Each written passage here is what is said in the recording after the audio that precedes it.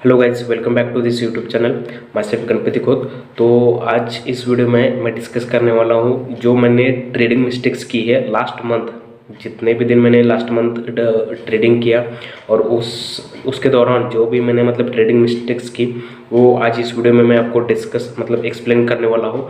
और वो हम कैसे उसको अवॉइड करें, ठीक है। तो वो भी मैं इस वीडियो में एक्सप्लेन करने वाला हूँ। तो आपसे रिक्वेस्ट यही है कि आप इस वीडियो को एंड तक देखे रहे, क्योंकि इसमें मैं एक मेरा पर्सनल एक्सपीरियंस मैं यहाँ पे शेयर करने वाला हूँ आपके साथ। ओके, तो उससे मैं कैसे निपट पा रहा हूँ एज ऑफ नो। मैं ऐसा भी नहीं कह रहा कि मैं कम्प्लीटली यहाँ से बाहर हूँ। मैंने सब रिस्क मैनेजमेंट वगैरह सब सीख लिया, इमोशंस वगैरह कंट्रोल कर लिया, लेकिन as of now as a beginner trader आपको कैसे वो सब मैनेज करते आना चाहिए, तो वो सभी मैं एक्सप्लेन करने का ट्राई करूँगा, ठीक है। तो आपसे रिक्वेस्ट यही है कि आप इस वीडियो को एंड तक रहे, बहुत कुछ सीखने को मिलेगा इस वीडियो में, ठीक है। तो समय ज़्यादा न बिताते हुए मैं स्टार्ट करता हूँ इस वीडियो को। तो सबसे पहले जो मेरी मिस्टेक थी, जो सबसे बड़ी मैं मेरी मिस्टेक्स कहना चाह रहा हूँ कि वो FOMO trades, fear of missing out. अभी एक पर्टिकुलर आपका जो भी सेटअप रहेगा, तो वहाँ पे आप ट्रेड लेने के लिए जाओगे, ओके। तो वो ट्रेड आपके हाथ से मिस न हो जाए, ओके। इसके वजह से आप उसकी कंफर्मेशन के पहले ही आप ट्रेड लोगे, ओके। ये मेरे साथ भी बहुत बार हुआ है। मैंने एक्चुअल में मैं ट्रेड ले रहा था और मेरे पास ऑलमोस्ट, मैं क्या कह रहा हूँ, ऑलमोस्ट सभी कंफर्मेशन थे। यही मैं मेरे दिमाग को बता रहा था कि ऑलमोस्ट मेरे पास सभी कंफर्मेशन है, तो मैं अभी ट्रेड इसको क्यों न लूँ। तो उसी की वजह से मैंने ट्रेड लिया और स्टॉप लॉस खा गया, ठीक है। तो यही प्रॉब्लम होता है कि आपके पास सभी के सभी कंफर्मेशन होना ही चाहिए। अगर हाँ, अभी आपके पास सभी के सभी कंफर्मेशन है और आपने ट्रेड एंटर किया और स्टॉप लॉस हिट हो गया, तो it's okay, no problem. But आपके पास ऑलमोस्ट, मैं क्या कर रहा हूँ कि मैं मेरे को बता रहा था कि ऑलमोस्ट मेरे पास सभी कंफर्मेशन है, बट फिक्स्ड कंफर्मेशन है क्या? नहीं। अगर आपके पास फिक्स्ड कंफर्मेशन है तभी आप जाइए, ऑलमोस्ट वगैरह की बात नहीं है। ये मैं वर्ड में एक बार ध्यान में रख दिया कि आपको एक बार कंफर्म है ना, वहाँ पे आपका अगर जो भी सेटअप है वो वहाँ पे आ गया, तो आपको वहाँ पे एंट्री लेनी ही है, चाहे वो स्टॉप लॉस हिट हो गया, इट्स फाइन, ओके। अभी बहुत सारे ट्रेडर्स मुझे यही भी बोलेंगे कि भाई ये उस ट्रेडर की मर्जी होती है ले या नहीं ले। मैं क्या कहना चाह रहा हूँ कि आपको आपके हिसाब से, ओके, आपके हिसाब से वहाँ पे आपके जो भी बजट रहेगा आपका, स्मॉल स्केल पे ट्रेड कर रहे हो या फिर लार्ज स्केल पे, तो उस हिसाब से आपको अपना ट्रेड प्लान कर लेना चाहिए। और आपको अगर वैसा सेटअप वहाँ पे मिल गया तो आपको वहाँ पे एंट्री करनी है। अदरवाइज अगर आपको वहाँ पे आपके हिसाब से कंफर्मेशन नहीं मिले तो आपको वहाँ पे एंट्री नहीं लेनी है, वो अभी आपके ऊपर डिपेंड। लेकिन मैं यहाँ पे क्या कर रहा हूँ कि एक मेरा पॉइंट ऑफ व्यू, जो मैंने मिस्टेक्स करी थी, ओके, तो वो मैं यहाँ पे शेयर कर रहा हूँ। The most important thing is to manage your emotions की वजह से मैंने बहुत सारे ट्रेड्स में मैंने स्टॉप लॉस खाया। एज ऑफ नो मैं उसी से स्ट्रगल कर रहा हूँ कि मैं मेरे इमोशंस कैसे मैं यहाँ पे कंट्रोल करूँ। एज ऑफ नो मैं आपको ये नहीं बोल रहा कि मैंने ऑलरेडी सब इमोशंस पे काबू कर लिया है और मैं ट्रेड्स वगैरह सब सक्सेसफुल ले पा रहा हूँ। नहीं दोस्तों, एज ऑफ नो ये जो इमोशंस का जो गेम है ना, वो बहुत लॉन्ग टर्म का गेम है। आपको एटलीस्ट 6 महीने या नहीं तो 1 साल, depend upon, varies upon that particular trader. जो भी आपका माइंडसेट रहता है, तो वो उसके ऊपर डिपेंड रहता है कि आप उसको उस बात को कब तक कंट्रोल कर पाते हो, ओके। तो मेरे तो अभी यहाँ से जर्नी स्टार्ट हुई है कि मैं अपने इमोशंस को मैनेज कैसे करूँ। अभी पॉसिबिलिटी है कि ये 2 महीने लग जाए, 3 महीने लग जाए, 4 महीने या फिर 6 महीने भी लग सकते हैं, या फिर 1 साल भी लग सकता है, ठीक है। अभी वो मेरे ऊपर डिपेंड है कि मैं उस चीज़ को कितनी प्रायोरिटी दूँ और उसको कैसे कंट्रोल करूँ, ठीक है। तो ये तो हो गई पहली चीज़, आपको वो जो चीज़ है, जो आपके इमोशंस है वो आपको कंट्रोल करते आना चाहिए। एक बार आपने वो ट्रेड लिया, ओके, तो अगर आपकी हार्ट बीट चेंज हो रही है तो वहाँ पे मेरा मानना है, वहाँ पे आप समझ लेना चाहिए कि आपके सेटअप में कुछ ना कुछ तो प्रॉब्लम है। अदरवाइज आपको विश्वास नहीं है उस ट्रेड में। हमें ट्रेड में कब एंटर करना चाहिए कि आपका जो भी पर्टिकुलर सेटअप है वहाँ पे आपको वो श्योर शॉट कंफर्मेशन दे रहा है कि हाँ, यहाँ पे हमें एंट्री लेनी है, तो वहाँ पे आप एंट्री कर सकते हो। लेकिन एंट्री लेने के बाद भी अगर आपकी हार्ट बीट चेंज हो रही है तो वहाँ पे प्रॉब्लम है गाइस। आपको आपके सेटअप पे 100% कंफर्मेशन नहीं है, विश्वास नहीं है, तो उसी के वजह से आप फोमो में वो ट्रेड ले सकते हो या फिर एग्जिट भी कर सकते हो, ठीक है। So you have to make sure that that you are going to take a trade with all the confirmations. मैं ऐसा नहीं कह रहा हूँ कि भाई मेरे को वो ऐसा ऐसा दिख गया और वो वैसा वैसा दिख गया तो मैंने उस कन्फर्मेशन के पहले ही एंटर ले ली, तो पॉसिबिलिटी हो सकता है कि उधर आपका 100% स्टॉप लॉस हिट ही हो जाए, ठीक है। तो आपको जो आपके इमोशंस रहते हैं वो मैनेज करते आ जाना चाहिए। तो फ्रॉम माई साइड अभी मैं यहाँ पे क्या कर रहा हूँ कि जो भी मतलब जैसे मैं मतलब ट्रेड ले रहा था, ठीक है, तो मैं प्रैक्टिस कर रहा हूँ लगातार कि मैं इमोशंस में ना आऊँ। जो भी मतलब मेरा ट्रेडिंग सेटअप रहता है तो उसी के हिसाब से मैं जाऊँ, okay, without any fear, without any emotions, जो मतलब नॉर्मल बिजनेसमैन ही अपन एक प्रो ट्रेडर जैसे सोचता है, ठीक है। तो उस हिसाब से मैं वहाँ पे एंटर लूँ, तो यही मेरे अभी जनरली प्रैक्टिस है, ठीक है।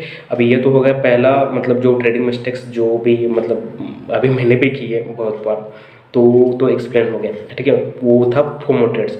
अभी सेकंड ट्रेड तो नहीं बोल रहा था मैं, सेकंड मिस्टेक की तरफ आता हूँ कि trading plan before entering to any trade you must have a trading plan. मैं क्या कर रहा था लास्ट वीक की मेरे पास सिर्फ एक ही ट्रेंड लाइन का ब्रेकआउट होगा तो मैंने एंट्री ले ली। ये तो बहुत बड़ी मिस्टेक थी मेरी, मतलब आप बोल सकते हो कि टोटली डैश गिरी थी, ओके।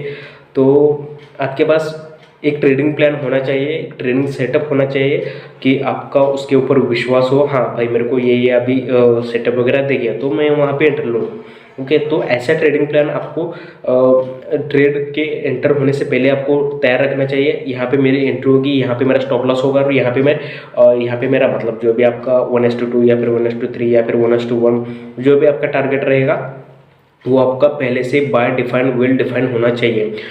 आप अगर वहाँ पे विदाउट ट्रेडिंग प्लान अगर वहाँ पे आप एंट्री करने जाओगे तो पॉसिबिलिटीज़ है, मैक्सिमम चांसेस है कि आपका स्टॉप लॉस हिट हो जाए, ओके। आपकी एंट्री पॉसिबली हो सकती है कि वो गलत हो या फिर स्टॉप लॉस या फिर जो भी मतलब टारगेट रहता है वो गलत हो, तो ऐसे ऐसी गलतियाँ हो जाती है, ठीक है। So make sure that you must have best trading plan according to yourself, okay. मतलब जो जैसे आपको अच्छा लगता है आपके हिसाब से, तो वहाँ पे आपके पास एक अच्छा सा एक ट्रेडिंग प्लान होना चाहिए, ठीक है। ये तो हो गई दूसरी बात। अभी तीसरी बात वो है ओवर ट्रेडिंग।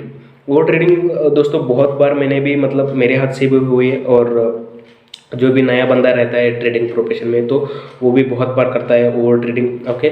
तो यहाँ पे आप अपना क्या कर सकते हो कि एक मतलब एक कोटा फिक्स रख सकते हो। कोटा इन द सेंस कि अभी फॉर एग्जांपल मान लीजिए अभी मैं मेरा एग्जांपल देता हूँ, मैक्सिमम 4 ट्रेड्स पर डे, दो मतलब अगर उसमें से आपके 2 स्टॉप लॉस हिट हो गए तो मैं एग्जिट कर दूंगा, ओके। मैक्सिमम मैं क्या बोल रहा हूँ, मैक्सिमम 4 ट्रेड्स पर डे, उसमें से अगर 2 स्टॉप लॉस हिट हो गए तो मैं उस डे से एग्जिट मार लूँगा। उस दिन कुछ भी हो जाए मेरे सेटअप के हिसाब से जितना भी मेरे पास कंफर्मेशन आ जाए मैं उस चार्ट को देखूंगा ही नहीं, okay. Because I already faced 2 stop losses in 2 days trade, okay. So आपको ये डिफाइन करते आना चाहिए कि ओवर ट्रेड आपके हाथ से ना हो, इसलिए आपको स्टॉप लॉस के हिसाब से, मतलब मैं तो स्टॉप लॉस के हिसाब से यहाँ पे मैं डिसाइड करता हूँ कि मुझे आगे ट्रेड लेना है नहीं लेना है। मैक्सिमम 4 ट्रेड्स पर डे, उसमें से अगर 2 ट्रेड्स, ओके, 2 ट्रेड्स अगर स्टॉप लॉस खाते हो मैं तो तीसरा ट्रेड लेता ही नहीं हूँ मैं। अपॉर्चुनिटीज़ बहुत है दोस्तों, अपॉर्चुनिटीज़ आपको बहुत सारे मिल जाएंगे। कल का दिन भी है, उसके अगले दिन का भी है, उसके अगले महीने का भी है, ठीक है। तो ऐसा नहीं है कि अभी आज आपने स्टॉप लॉस खाया और आज के दिन ही मार्केट बंद हो जाएगा, ऐसा कुछ नहीं है। अपॉर्चुनिटीज़ तो बहुत सारे आएंगी। आपका अगर स्टॉप लॉस हिट हो जाता है, आपके सेटअप के हिसाब से आप वहाँ पे चल रहे हो, स्टॉप लॉस हिट हो जाता है, it's okay, you have to exit from that trade, okay. We have to exit from that trade. आपको वहाँ पे ऐसा नहीं करना है कि स्टॉप लॉस बढ़ाना है या फिर घटाना है, ऐसा कुछ नहीं करना है। हाँ, अगर आपके पास वैसा कंफर्मेशन हो तो definitely you need to do that, but stop loss बढ़ाना ये अच्छी बात नहीं है, ओके। वो बहुत सारा मतलब कैपिटल लॉस हो जाए तो हो जाता है उससे, ठीक है। तो आपको ये डिसाइड करना है कि मैक्सिमम ट्रेड्स पर डे कितना लेना है, और आपको मतलब आपका जितना भी रिस्क एपिटाइट रहता है, मतलब मैक्सिमम उस दिन मैं कितना लॉस सेंड कर सकता हूँ, तो वो सब आपको वेल डिफाइंड रहना चाहिए। तो avoid over trading. Last time मैंने भी बहुत सारी ओवर ट्रेडिंग की है। मैंने मतलब in the first week of the March I take maximum मतलब more than 5 trades per day, और उसमें से 4 से 5 ट्रेड तो मतलब ऐसे मेरे स्टॉप लॉस हिट हो गए, ठीक है। वो in this case of the FOMO and over trading आप वहाँ पे मान सकते हो, ठीक है। तो मैं वही बताने की आपको कोशिश कर रहा हूँ कि आपको जो भी मतलब आपके ट्रेड्स हैं कितने में मैक्सिमम कितने ट्रेड्स लूँगा, एंड जो भी मतलब मेरा स्टॉप लॉस जाएगा। अभी for example in my case अगर 2 स्टॉप लॉस हिट होते then I will be exit from that trade completely for that particular day, ठीक है। ये तो होगी तीसरी बात। अभी नेक्स्ट थिंग हम डिसाइड करते हैं वो है प्रॉपर स्टॉप लॉस न रखना। यहाँ पे बहुत बहुत सारी गलतियाँ हो जाती है कि बहुत सारे मतलब जो भी बिगिनर ट्रेडर रहते हैं तो वो स्टॉप लॉस नहीं रखते। वो बोलते हैं कि हाँ भाई नीचे जाएगा नीचे जाएगा, और उस उन्होंने वो कॉल साइड का एंट्री ली होती है, ये नीचे जाके और ऊपर जाएगा और ऊपर जाएगा। तो ऐसा मत रखिए। अगर आपका स्टॉप लॉस हिट हो गया तो it's okay, we have to exit from that particular trade. Okay, we have to respect the chart whatever it gives us to us. आपका जो भी मतलब चार्ट का सेटअप रहता है, जो भी कंफर्मेशन रहता है, आप वहाँ पे एंट्री लेते हो, एक वेल डिफाइन आपके पास एक सेटअप रहता है। वहाँ पे आप अपना स्टॉप लॉस, अपना एंट्री पॉइंट, अपने टारगेट जो आप सेट करते हो, वहाँ से हमको हटना नहीं है। ओके, वहाँ से हमको हटना नहीं है। जो भी हमको चार्ट रिटर्न करता है, आइदर वो टारगेट रहे या फिर स्टॉप लॉस रहे, ओके, तो वो हमको लेके वहाँ से एग्जिट होना है। ओके, ज़्यादा मतलब इसमें ग्रिड में ना आना है कि भाई हाँ अभी ये टारगेट हिट हो गया और मैं नेक्स्ट टारगेट के लिए वेट करूँ, नहीं भाई। यहाँ पे क्या होता है कि जो अगर साइडवेज मार्केट गया तो आपका प्रीमियम गलेगा। अगर आप एक ऑप्शन ट्रेडर हो तो आपका प्रीमियम बहुत गलेगा। साइडवेज है तो कंटिन्यूस आपको एक मोमेंटम आपको पकड़ना चाहिए। ये अभी बात मैं नेक्स्ट पॉइंट में डिस्कस करूंगा मोमेंटम के बारे में, ठीक है। तो एज ऑफ नो आपको जो भी पर्टिकुलर स्टॉप लॉस रहता है वो आपको रिस्पेक्ट करनी है, वो आपको बढ़ाना नहीं है। हाँ, अभी आपका जो भी पर्टिकुलर ट्रेड रहता है वो आपको चांसेस दे रहा है, मतलब as per your trading plan, as per your setup आप ट्रेलिंग स्टॉप लॉस वगैरह रख रहे हो तो वहाँ पे आप स्टॉप लॉस शिफ्ट करते जा सकते हो। It's okay, no problem, because you already have some confirmations. But in some cases if you are going to मतलब स्टॉप लॉस आप अगर बढ़ा रहे हो, ठीक है, तो वहाँ पे आपकी गलती होती है, बिकॉज मैक्सिमम जो मतलब आपका कैपिटल रहता है उसमें लॉस होने के चांसेस वहाँ पे रहते हैं, ठीक है। तो मेक श्योर दैट कि आपका जो भी मतलब स्टॉप लॉस रहता है वो वेल डिफाइंड रहे, और आपका स्टॉप लॉस आपको बढ़ाना नहीं है। हाँ, यहाँ पे आप शिफ्ट कर सकते हो, मतलब ट्रेल कर सकते हो ऑन द प्रॉफिटेबिलिटी साइड। वहाँ पे आप अपना जो भी मतलब स्टॉप लॉस रहता है वो ट्रेल कर सकते हो, ठीक है। तो वहाँ पे हमको ये गलती नहीं करनी है। मैंने मतलब स्टॉप लॉस तो एवरी ट्रेड में लगाया था, उसके हिसाब से मतलब मेरा एक प्रैक्टिस हो गई कि रिस्क मैनेजमेंट मैं अभी बहुत ही अच्छे तरह से सीख रहा हूँ। जो भी मैंने मतलब लास्ट मंथ ट्रेड लिया था, एवरी ट्रेड सेटअप में मैंने स्टॉप लॉस लगाया था। दोस्तों यही एक बात है कि मैं मतलब टोटल मंथ तक टिक पाया। अगर मैंने वहाँ पे स्टॉप लॉस नहीं रखा होता तो मैं पहले हफ्ते में वहाँ से एग्जिट हो जाता, जो भी मतलब मेरा पूरे मंथ का ट्रेडिंग बजट होता था, ठीक है। तो always make sure that you must put the proper stop loss there as per your risk appetite, ठीक है। तो ये तो हो गई स्टॉप लॉस की बात। अभी नेक्स्ट बात करते हैं मोमेंटम। अभी मोमेंटम ने मुझे क्या सिखाया, अभी इस वीडियो में यहाँ पे मैं मतलब पॉइंट में बोलना चाह रहा हूँ कि मोमेंटम हमको क्यों चाहिए as a option buyer and option seller. अगर आप इक्विटी में कर रहे हो तो मतलब इतना वो नेसेसरी नहीं है momentum, but as a option buyer and seller आपको एक मोमेंटम चाहिए। उससे क्या होता है, ऑप्शन सेलर के लिए उतना मतलब मैंने एक मिस्टेक बोल दी। ऑप्शन सेलर के लिए, मैं एक ऑप्शन बायर के पर्सपेक्टिव से बोल रहा हूँ। ऑप्शन सेलर के लिए अगर साइडवेज गया और उसका टारगेट हिट हो गया तो उसमें मतलब उसकी दिवाली है उस दिन उसके घर पे, ठीक है, क्योंकि उसको तो सिर्फ प्रीमियम ही चाहिए ना।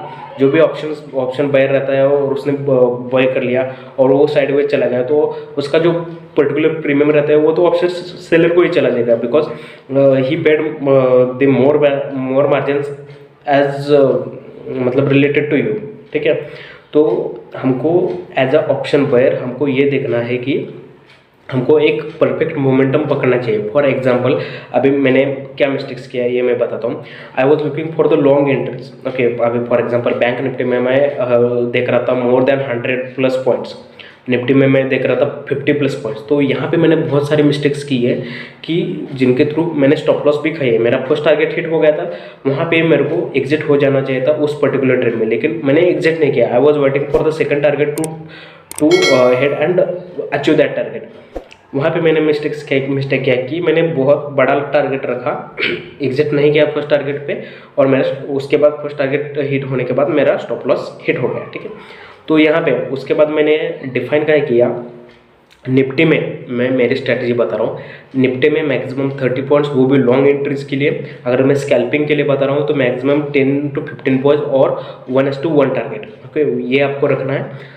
बैंक निफ्टी में आपको मैक्सिमम एक मोमेंटम के लिए मैक्सिमम 50 से 60 पॉइंट, बिकॉज 50 से 60 पॉइंट में आपको एटलीस्ट 20 से 30 रुपये एक्चुअल प्रीमियम में 20 से 30 रुपये तो एक्चुअल मिलेगा ही, ठीक है।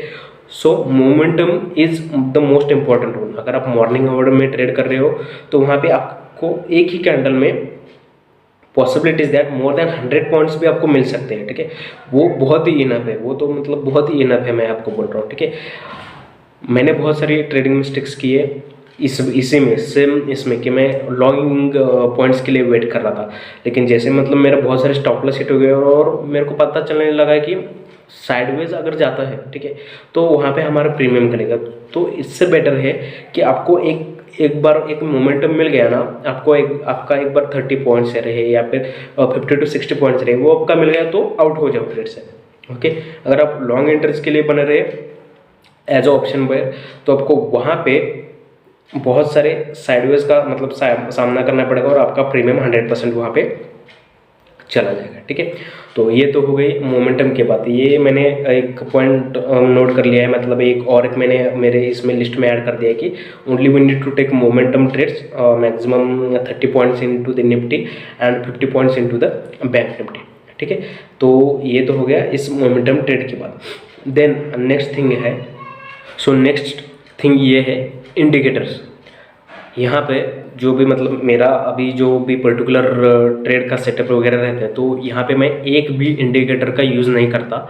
हाँ, यहाँ पे इंडिकेटर अगर मैं बोलूँ तो एक एडिशनल कंफर्मेशन मैं यहाँ पे लेता हूँ, वो है OI डेटा का। OI कंफर्मेशन यहाँ पे मैं ले लेता हूँ, लेकिन इंडिकेटर जैसे कि Bollinger band, RSI, MACD etcetera जो भी मतलब इंडिकेटर्स रहते हैं उसके ऊपर मैं डिपेंड नहीं करता, बिकॉज इंडिकेटर्स पहले काम करते थे, as of now they are lagging somewhere, okay.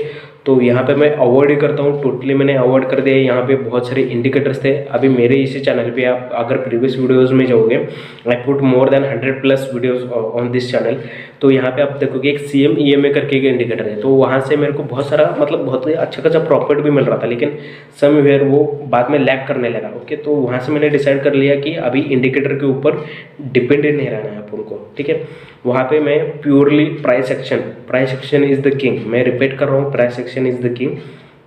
Price action आप एक बार मास्टर कर लीजिए, और उसके साथ में एक एडिशनल, अभी some people what they do that, some people take price action plus OI data confirmation and some people do not take OI data as a confirmation, okay. वो ओनली फोकस करते हैं on the price action only, ठीक है। तो उस case में वहाँ पे आप depend on your setup, okay. वहाँ पे वैसा आप कर सकते हो कि ओनली प्राइस एक्शन आपको फॉलो करना है या फिर OI डेटा, लेकिन मेरी माने तो एज पर माय एक्सपीरियंस आपको इंडिकेटर का मतलब यूज़ करना ही नहीं है। इंडिकेटर की वजह से मतलब sometimes they work and sometimes they not, तो इससे अच्छा है प्राइस एक्शन पे ही वर्क क्यों ना करें। तो यही एक मैं मिस्टेक तो नहीं बोलना चाह रहा, लेकिन हाँ, इंडिकेटर का मैंने साथ छोड़ दिया है, ठीक है। इंडिकेटर अभी मैं यूज़ नहीं करता ज़्यादा से ज़्यादा, तो वो तो मैंने अवॉइड कर लिया है। प्योरली आप यहाँ पे जो में आपका प्राइस एक्शन रहता है, ठीक है, प्राइस एक्शन के हिसाब से आपको ट्रेड लेना है। आपका कॉम्बिनेशन कैसे रहना चाहिए as per my experience, price action top most priority, then second thing is support register, हाँ वो तो अभी प्राइस एक्शन में आएगा, price action, then the OI data confirmation and the global news. मैं बीच बीच में क्या करता हूँ, जब भी ट्रेड लेता हूँ तो मैं एक बार ग्लोबल न्यूज़ भी देख लेता हूँ, मतलब ग्लोबल सेंटिमेंट उस टाइम पे एट दैट पर्टिकुलर टाइम क्या है, ग्लोबल सेंटिमेंट्स क्या कह रहे हैं। तो this are the some of the additional confirmations that I take while I am trading. तो अभी मैं मतलब सीख रहा हूँ धीरे धीरे उसका मास्टर करने के लिए, लेकिन प्राइस एक्शन आपको मास्टर करना ही है। Without price action you can not make money, ठीक है। तो आपको वो पता चल ही जाएगा, मतलब जैसे जैसे आप ट्रेड लोगे, ठीक है। तो ये तो हो गई एक बात इंडिकेटर की। अभी हम चलते हैं नेक्स्ट पॉइंट पे, मेंटेनिंग अ ट्रेडिंग जर्नल। अभी ये मेरा तो मैं मिस्टेक नहीं बोल सकता, because I already kept and trading journal. यहाँ पे मैं सब नोट्स वगैरह मेंशन करता हूँ। Weekly analysis as well as monthly and daily analysis मैं यहाँ पे करता हूँ। जो भी मैं मतलब मेरे ट्रेड से कब लिया, कब एग्जिट किया, या फिर कौन सा सेटअप था, कौन सा प्राइस एक्शन वगैरह था, कौन से प्रीमियम पे लिया, कौन से पे एग्जिट हुआ, कितना प्रॉफिट हुआ, कितना लॉस हुआ, वहाँ पे मैं वही बातें जो भी है वो सब वहाँ पे मेंशन करता हूँ। मोस्टली हमको ये फोकस करना है कि हम जो भी हमारा वीकली बिजनेस रहता है, जो भी हम वीकली ट्रेड लेते हैं, वहाँ पे हमको पॉजिटिव क्लोज होना है। ऐसा नहीं है कि भाई मंडे को अभी एक बार स्टॉप लॉस हिट हो गया तो नेक्स्ट डे से हमको रिवेंज ट्रेडिंग करनी है, ऐसा नहीं है। मंडे को अगर स्टॉप लॉस हिट हो गया तो ट्राई करो ट्यूसडे को वहाँ पे हम एक पॉजिटिव साइड में क्लोज हो। ऐसे ऐसे करते करते हमको एट लास्ट वीकली एनालिसिस जब हम करते हैं तो हमको ग्रीन में क्लोज होना है, ना कि रेड में। ओके, हाँ, in some cases due to some sideways markets, और अगर आपका मतलब चार्ट आपके अगेंस्ट वगैरह गया तो इन सब केसेस में ठीक है, लेकिन हर वीक में ये रिपीट ना हो। ओके, ये आपको ध्यान में रखना है। तो आपको ट्रेडिंग जर्नल मेंटेन ही करना है। ट्रेडिंग जर्नल मेंटेन करने का मोस्ट इंपॉर्टेंट फायदा ये रहता है कि जो भी आपके प्रीवियस ट्रेड्स हो तो वहाँ पे आपने क्या क्या पॉजिटिविटी की या फिर कौन कौन से मिस्टेक्स किए, ताकि वो आप फ्यूचर में अवॉइड कर सको। तो वो सब यहाँ पे आपको मतलब all up to date information रहती है, तो वो आपका मतलब आपको एक हेल्प रहती है ट्रेडिंग जर्नल से। ठीक है, तो अभी आप कौन से भी स्टेज पे हो, ओके, बिगिनर हो, इंटरमीडिएट हो, ठीक है, अभी प्रो ट्रेडर अगर रहता है तो वो तो 100% ट्रेडिंग जर्नल मेंटेन करके ही रहेगा। ठीक है, because he faced so many challenges in his trading career. Okay, तो एज ए बिगिनर ट्रेडर आपको मतलब ये मैं रिकमेंड करता हूँ कि आपको वो जो भी पर्टिकुलर ट्रेडिंग जर्नल रहता है वो मेंटेन कर लेनी चाहिए। आपको वो काम आएगा फ्यूचर ट्रेड्स में। ओके, जो भी आपने मिस्टेक्स किए या फिर कौन कौन से कंफर्मेशन के बेसिस पे आपने ट्रेड्स लिए थे, ठीक है, तो वो सब उसमें मेंशन रहता है। तो अगर आपको सिम सेटअप दिख गया तो आप वहाँ पे एंटर कर सकते हो, there is no problem. Okay, तो आपको वो जो पर्टिकुलर ट्रेडिंग जर्नल रहती है वो आपको मेंटेन करनी ही चाहिए। हाँ, अभी last but the not list मतलब एक एडिशनल पॉइंट यहाँ पे मैं ऐड कर रहा हूँ। मान लीजिए फॉर एग्जांपल अभी ये लास्ट टाइम मेरे साथ ही हुआ है, मेरे एक्सपीरियंस के हिसाब से मैं बोल रहा हूँ। कंटिन्यूस 2 वीक्स में लॉस फेस कर रहा था। ठीक है, कंटिन्यूस 2 वीक्स में मेरा सिर्फ एक ही दिन पॉजिटिव में क्लोज हुआ और बाकी के सारे दिन मेरे लॉस में चले गए।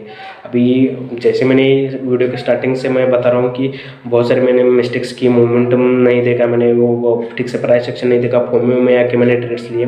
तो इस केस में मैंने कंटिन्यूस 2 वीक्स लॉस में थे। यहाँ पे आपको क्या करना है, अगर आप कंटिन्यूस लॉस में हो तो आपको एटलीस्ट मिनिमम 1 वीक का ब्रेक लेना ही चाहिए। बिकॉज कंटिन्यूस अगर आप लॉस फेस कर रहे हो तो आपका एक कॉन्फिडेंस यहाँ पे डाउन हो जाता है। ठीक है, तो उसको मेंटेन करने के लिए, मेंटेन तो मैं नहीं बोलूँगा, एक फ्रेश माइंड के साथ वापस आने के लिए आपको क्या करना है कि आपको एक नई शुरुआत चाहिए होती है। ठीक है, एक फ्रेश माइंड चाहिए होता है। तो प्रीवियस सभी लॉस को भूल के आपको एक नई शुरुआत के लिए आपको एक फ्रेश माइंड चाहिए, तो उसको आपको एक ब्रेक देना चाहिए। ठीक है, ट्रेडिंग के लिए अभी जैसे मैंने किया first 3 weeks of the March मैंने कंटिन्यूस लॉस खाए। ओके, उसके बाद जो लास्ट वीक था, okay, last week even this week I am planning to take a complete break. Okay, तो उससे क्या हो जाता है कि आपको कॉन्फिडेंस थोड़ा सा, कंप्लीटली तो मैं नहीं कह सकता, बट एक जब भी आप वापस आओगे तो एक फ्रेश माइंड से आप शुरुआत करोगे। ठीक है, तो अगर आप कंटिन्यूस एक लॉस में हो तो आपको एक ब्रेक लेना चाहिए ट्रेडिंग में और फिर से एक नई शुरुआत करनी चाहिए। ठीक है, तो यही मैं एक एडिशनल पॉइंट यहाँ पे डिस्कस कर रहा था। ओके, तो अभी तो बहुत मतलब ये लंबा वीडियो हो गया, आई थिंक 20 मिनट्स प्लस ये वीडियो हो जाएगा। तो यही सब जो भी मतलब ट्रेडिंग मिस्टेक्स मैंने की थी और जो बिगिनर ट्रेडर जनरली करते हैं तो वो मैंने एक्सप्लेन करने का ट्राई किया। अगर आपको ये वीडियो अच्छा लगा हो तो please do like, share and subscribe to this video. अब यहाँ से मतलब आप देख रहे होंगे कि लास्ट मंथ कोई भी वीडियो नहीं आया था because of these continuous losses. तो अभी नेक्स्ट वीक से मैं ट्राई करूँगा कि कंटिन्यूस जो भी मतलब मेरा लर्निंग है वो यहाँ पे मैं यूट्यूब एंड इंस्टा पे डाल दूँ। ठीक है, तो आज के लिए बस इतना ही। होप करता हूँ कि आपको इस वीडियो से कुछ ना कुछ तो सीखने को ज़रूर मिलते हैं नेक्स्ट वीडियो में। Tata, bye bye, happy trading, happy investing.